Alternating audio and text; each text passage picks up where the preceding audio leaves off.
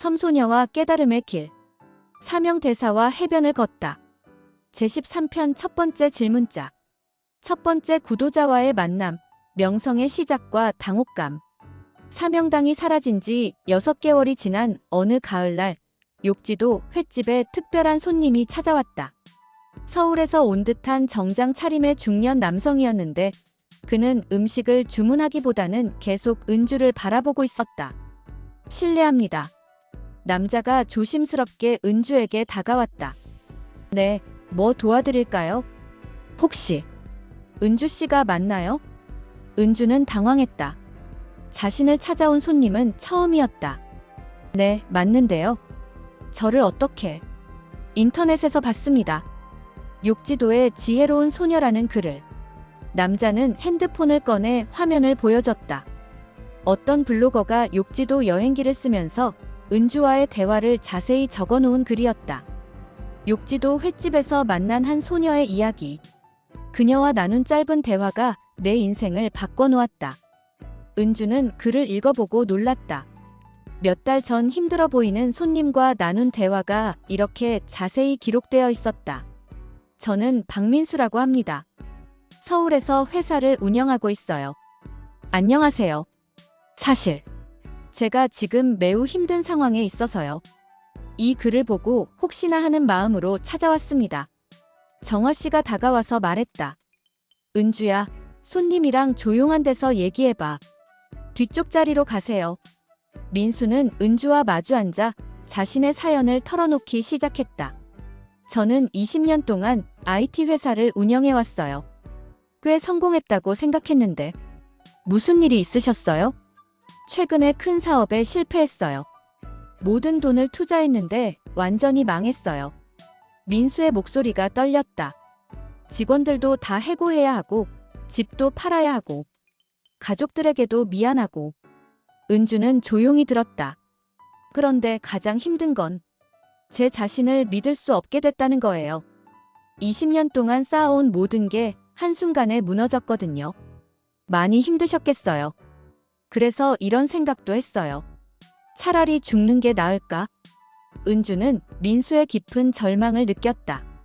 사명당에게 배운 것들이 머릿속을 스쳤다. 사장님, 혹시 바다를 보신 적 있으세요? 바다요? 물론 있죠. 바다를 보면서 뭘 느끼셨어요? 민수는 갑작스러운 질문에 당황했다. 넓다는 생각? 바다는 때로는 잔잔하고 때로는 거칠잖아요. 그런데 바다가 거칠다고 해서 바다가 아닌 건 아니죠. 그렇죠. 사람도 마찬가지인 것 같아요. 지금은 폭풍이 몰아치는 시기일 뿐이에요. 은주는 잠시 창밖을 바라봤다. 사장님이 20년 동안 회사를 운영하셨다는 것 자체가 대단한 거예요.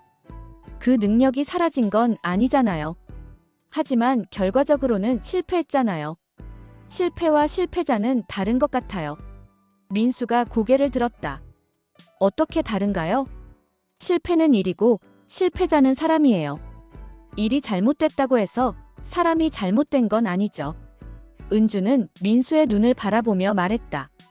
사장님이 지금까지 사업을 하면서 도움받은 사람들이 많을 거예요. 그렇긴 하죠. 그 사람들에게는 사장님이 실패자가 아니라 은인이에요. 그 가치가 이번 실패로 없어지는 건 아니잖아요. 민수는 잠시 생각에 잠겼다. 그런데 앞으로 어떻게 살아야 할지 모르겠어요. 지금 당장 모든 걸 결정하려고 하지 마세요. 바다도 폭풍이 지나가면 다시 잔잔해져요. 시간이 지나면 좋아질까요? 좋아진다기보다는 달라질 거예요. 지금과는 다른 모습의 사장님이 되실 거예요. 은주가 찻잔을 따뜻하게 감쌌다.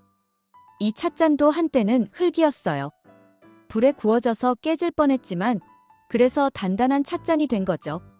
저도 그런 과정을 겪고 있다는 말씀인가요? 그럴 수도 있어요. 지금은 불 속에 있는 것 같지만 나중에는 더 단단해진 모습을 발견하실지도 몰라요.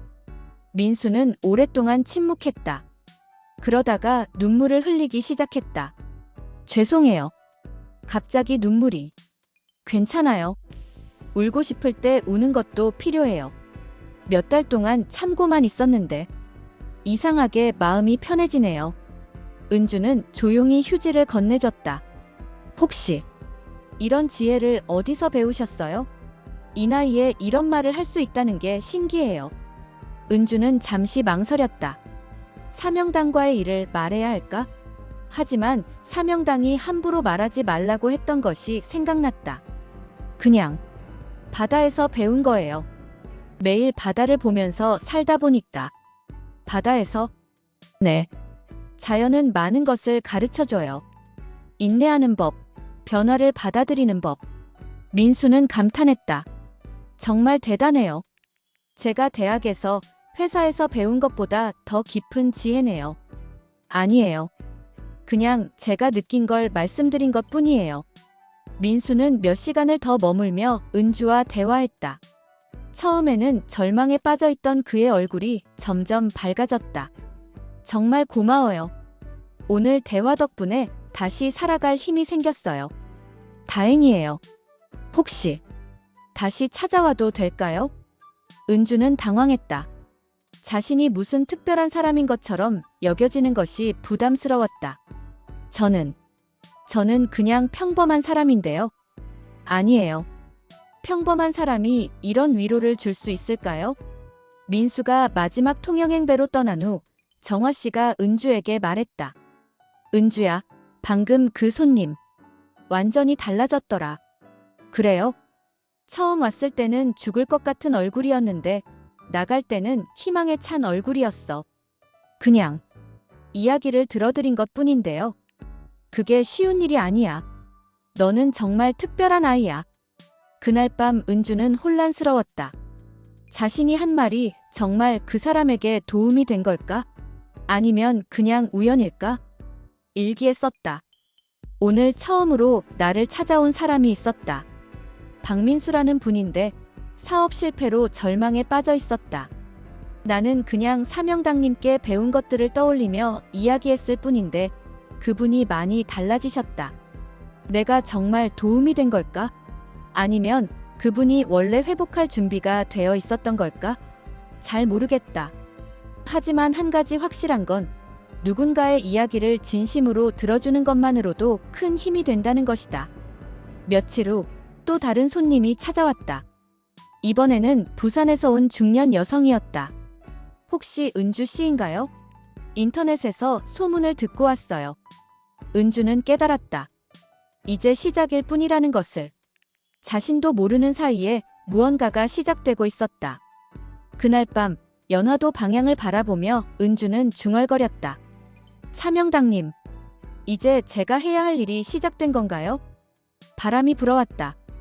따뜻한 바람이었다. 마치 격려하는 것 같은.